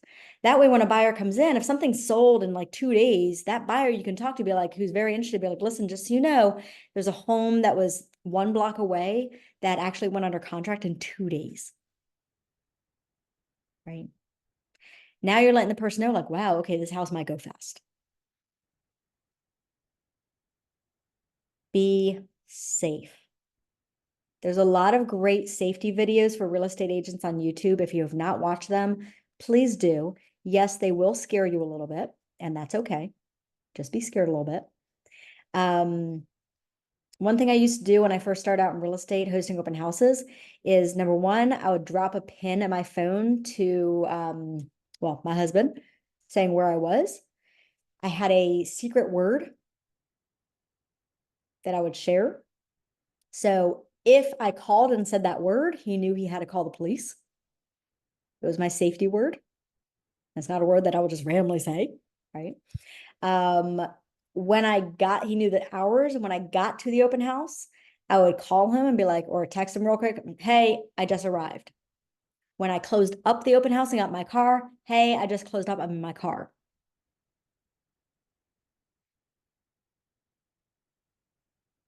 Always be in the entrance. Don't walk through the house with people. Number one, that's to greet people. That's also safety. Okay. Again, make sure your cell phone is fully charged. All the lights are on. So just, again, be very aware. It's sad that we have this, but it's very true. Things happen all the time. This should not scare you away from doing open houses. If you're really fearful or something's uncomfortable, or if you have a property where you went to see the neighborhood before you did the open house and you're not feeling that great, have a buddy, bring someone with you. If you really don't feel good, don't do it. Your gut tells you everything for a reason, all right? Safe and be safe, safety first. But bring people with you, bring a friend with you. They can't do the open house with you if they're not licensed, but they can hang out. Bring a lender. Lenders love going to open houses because buyers are their clients, right? So again, this is just a screenshot of the slides we went through. Again, be prepared, prospect, pursue these people, meaning call them within 24 hours max.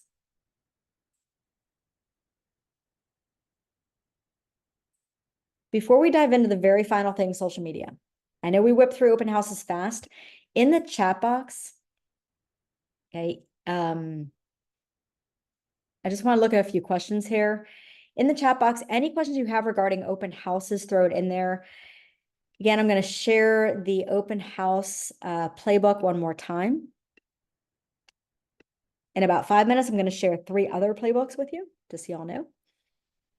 Do you have a copy of their driver's license or ID before you show properties? Some agents do that. Some agents will meet with their potential buyers, right? Or not potential, meet with their buyer clients for the first time at a public setting or in their office.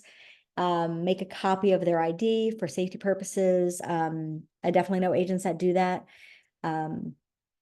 Some brokerage locations do require that, so check with your locations to see if that's required. I know we don't, but some agents do it. Oh yes, I have yep. So somebody here says buddy system. Absolutely love that. It also just makes it more fun. That way, if nobody shows up to your 2-hour long open house, you got somebody to talk to, right?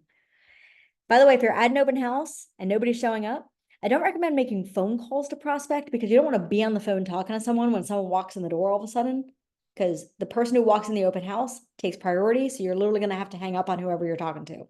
But I do recommend having a list of people, and that's a great time to just text and DM. You can get a crazy ton of lead gen done at an open house if nobody shows up. Maria mentioned conceal and carry.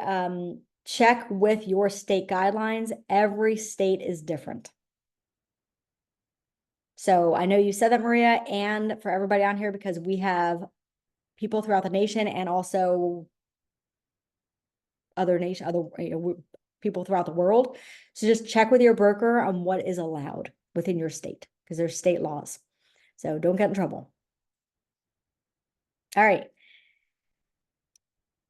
Let's end with everybody's favorite topic. And I say this because the majority of questions that I find agents asking these days is all about social media. And it might not be because we like social media, but we need social media. If you think about the population, right? The majority of, I see someone says food. I'm going to talk about that in just a second in the chat box. The majority of the next population of buyers live on social media. That's their world. Right now, I'm Gen X. I didn't grow up on social media.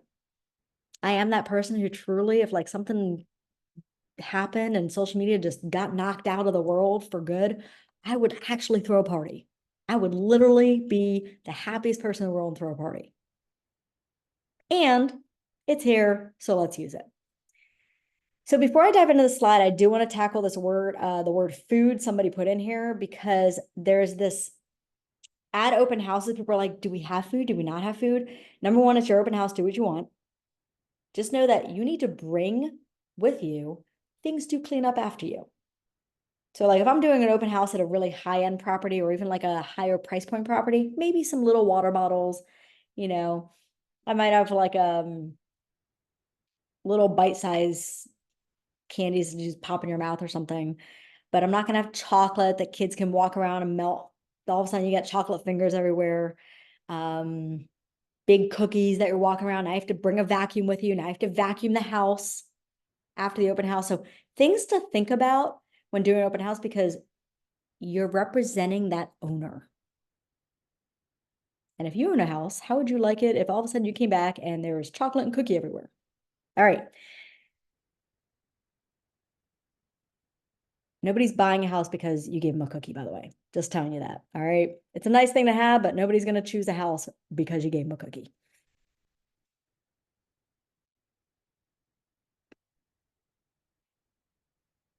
Who can tell from first night of Ignite? Does everybody remember what the 10-5-1 is? Well, the first one's on the screen here.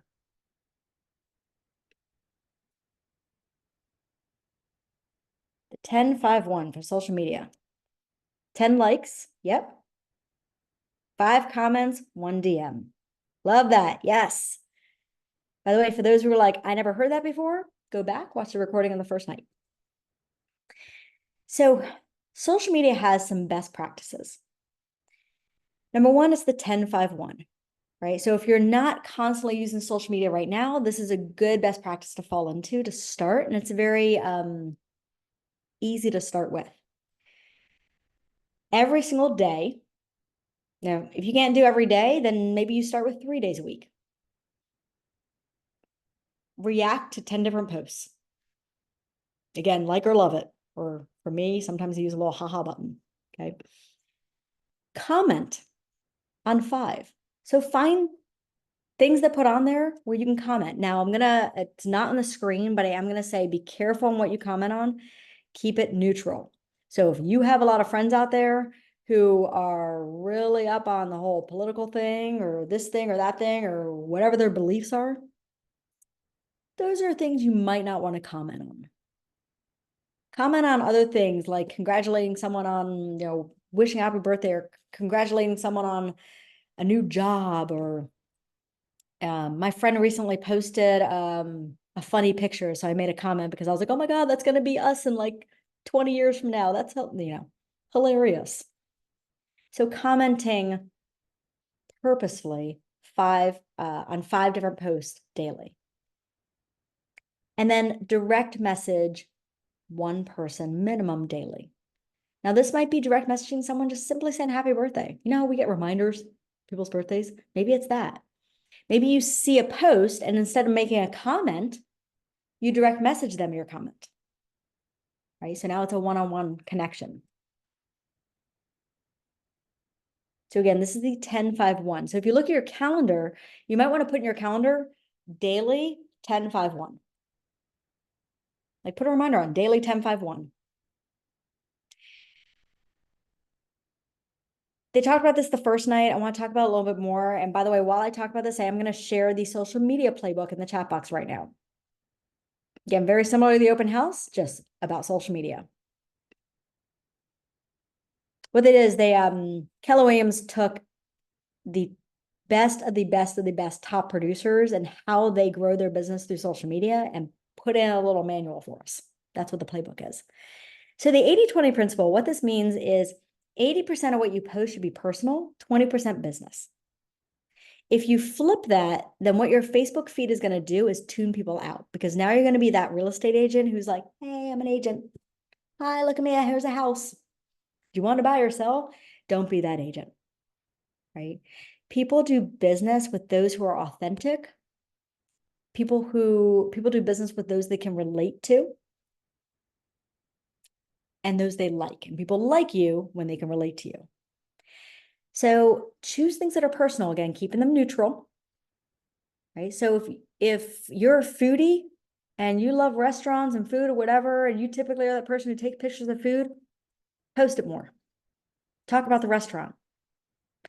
If you have pets, man, people love their pets. Post them more. Talk about your pets. Introduce the world to your pets. Get the world knowing your pets, right? Kids is totally up to you. Some people don't like their kids on social media, like putting pictures of them on there. That's personal choice. But again, be authentic.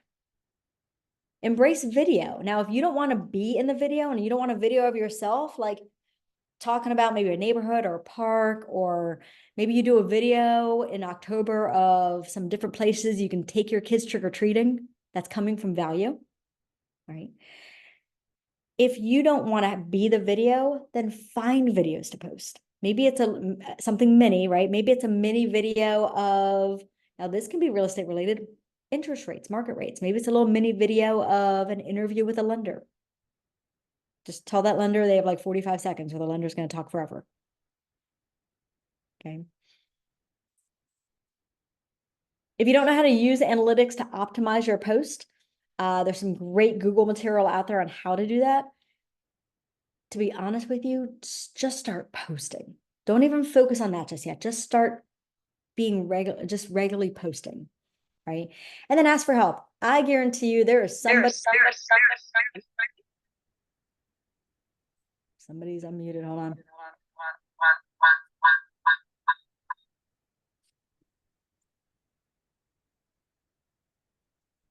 We just started echoing.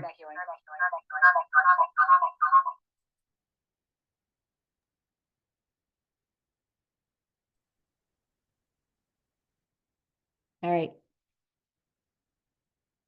So there's probably somebody in your office at your market center, or even not in real estate, just a friend of yours that you know, that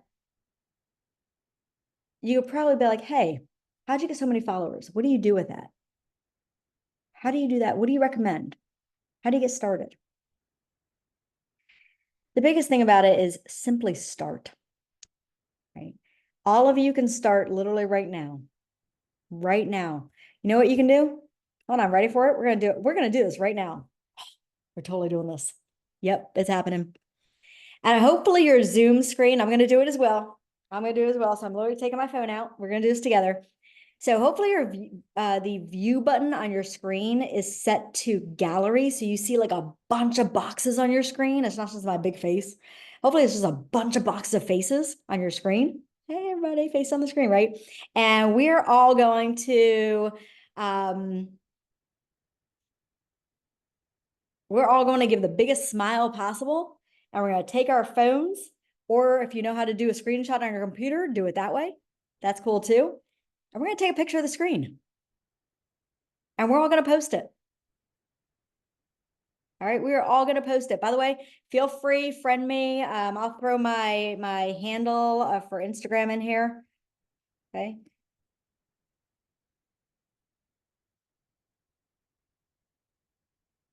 Oh, spell check. Come on, spell check. Don't do that. There we go. So that's my Instagram handle, iHubCat, or you can find me on Facebook. If you're a Facebook person, I'm on both. Although I do prefer Facebook because that's my generation. All right, so we're going to go. We're going to take a picture of the screen. Everybody smile.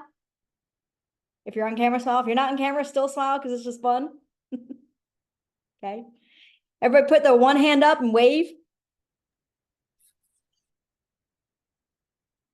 Okay. All right. And now everybody take that. I want you to take that post or take that picture. I want you to open up whichever you like better, Instagram or Facebook, whatever you use. I'm sure I know there's tons of other platforms. Those are two I'm focusing on. Okay.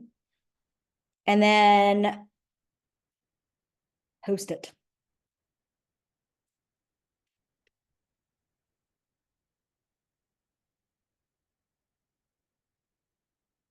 I need to figure out, I'm going to actually get the Instagram handles of all of your Ignite instructors. Because one thing I'd love to do through Ignite, and I'm going to get all those Instagram handles over to you, is actually have all of us do a post on Instagram tagging the instructors. So number one, you're posting out there that you're in real estate, but you're shouting out somebody else. So you're not putting the focus on you. See how that works? Okay. So again, post it however you like to post. If you like stories, reels, post, whatever. Again, doesn't matter. Choose something, get it out there.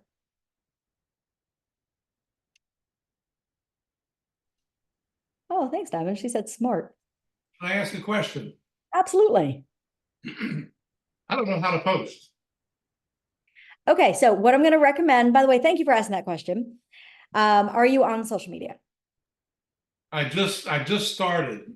Okay, well, first of all, congratulations. That is the first step. That is the first step. So what I recommend doing, and this can be your first post, is find somebody. I don't know if you ever go into your market center or like friend or family around, or if you know anybody who is in their 20s or 30s. I will tell you, I learned Instagram because my daughter forced me to learn it. My daughter was literally like, this is how you're doing it. Now you're doing it. And I fought her tooth and nail because I didn't want to get on Instagram. So if you have any connections, I recommend reaching out to that. Robert, if you would like, you're more than happy to shoot me your, I'm putting my email in the box here. Shoot me your contact information. And if you don't have anybody, I am more than happy. It won't be tomorrow, but it will be by the end of this week. I will absolutely reach out to you and we'll post together. Well, I have a friend coming to teach me how. Perfect. So I don't know anything about social media, but I have somebody coming to teach me. So I thought it was a quick thing, but okay. But thank you very much. Absolutely. And use this. So when your friend comes, use this picture and be like, I want to get this online. I want to post this. Okay. Yeah. Thank Love you. it. Love it. Listen, we have to start somewhere. Like I said, I didn't know Instagram and my daughter forced me. Now I'm all over Instagram. I don't post enough, but I'm all over it. All right. And again, doesn't matter what you have, whether it's LinkedIn, Facebook, start with one thing. If you're on all of them, great, use all of them. If you're like, I'm not even on any of them, just do one. I don't care which one, just one. Doesn't matter. Because something's better than nothing, and people are on every platform. Well, that was fun. I gotta tell you, that was an impromptu. I wasn't going to do that, but when we got to this, I'm like, you know what? We're gonna do this. And I will be if you are following me, yes, I will be posting after this. Because I want to put some music behind it and pictures and images and stuff. So again, connect with people you know, right? Post about your neighborhood, use images. Congratulate people. By the way, when you have that first closing in an agent, oh my goodness, do you need to post that out? You need a picture with them, get their permission, but you need a picture with them. You need to congratulate them. Maybe it's them in front of the house, whatever that looks like. We have a big key in our office they get to hold up, but shout them out. And what that does is show everybody on your social feeds that you're in real estate. Post about listings. If you don't have listings, ask agents in your office if you can use theirs, right? And then just engage, and add value. All right, so we're going to close this out. 10 conversations a day, that's 50 in a week. Add people, keep feeding that database. Okay. Write notes. Now this says 10 handwritten notes. Wow, can't speak now. It hits 8 o'clock and I'm just done. The 10-5-1 for social media. And enrichments means learning. All right, we went 2 minutes over, but I really wanted to get that social media activity in there. If you haven't posted it yet, please do so, or find somebody to help you do so, either one. Have an amazing night, everyone, and please show up tomorrow night for a great topic with a great instructor. No, it's not me, it's somebody else. You got someone new tomorrow night. And keep going with your Ignite classes. Keep going with them. All right, everybody, have a great night. Hey, I wanted to mention, if you're gonna do social media, ask your client first. They may not want it out there, Yes, just so you know. absolutely. Absolutely. Ask, yes, get permission. So, and that is simply being like, hey, do you mind if I post a little congratulatory thing on social media and tag you? Right. Thank you so much. Have a great night, everybody. Bye, everyone. Bye.